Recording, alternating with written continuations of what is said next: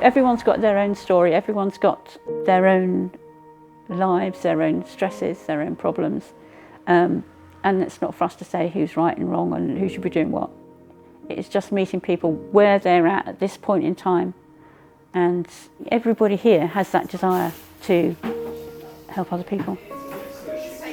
Nobody puts their hand up and says, I want to go to the food bank. Nobody, when you're at school and they say, what do you want to be when you grow up? Everyone wants to be a vet or a nurse, or, you know, we all do. No one says, oh, I want to be homeless. Oh, I want to be a single mum. Oh, I want to be a widow.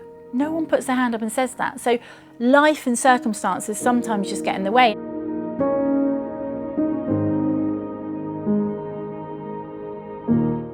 It's an olive branch of a family that you never knew you needed until you needed it.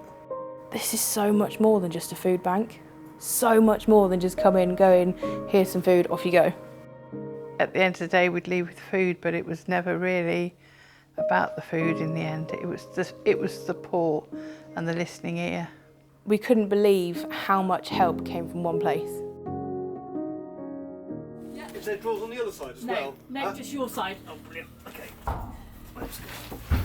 I had my interview in here and I said, I don't want to have a job in 5 years.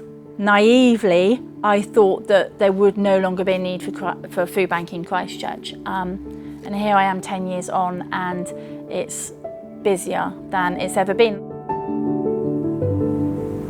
We work in partnership with an amazing charity called Faithworks, and their support is amazing. And partnering with them makes things so much easier for us to get down to the day-to-day running of the food bank and the other projects. We had a food bank over at the garage, tiny little space, and then we moved into this building, and St. Joseph's blessed us and gifted us the whole building. So we had it refurbished, and now we have a hub.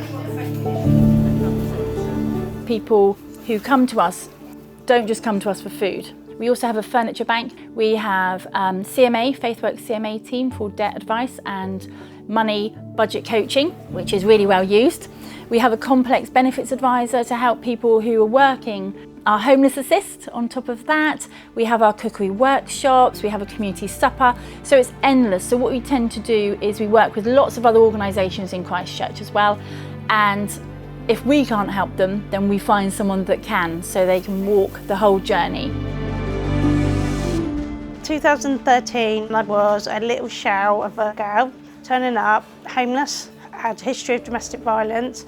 I couldn't work because my children were on the child protection register. I just didn't know where to turn to, and someone said, oh, you can get some help with some food.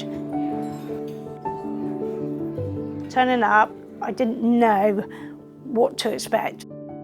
I come in and Tracy come down the step and she was like, hello, and white and breezy. And there's me like, and my friend going, my friend really could do with some help right now.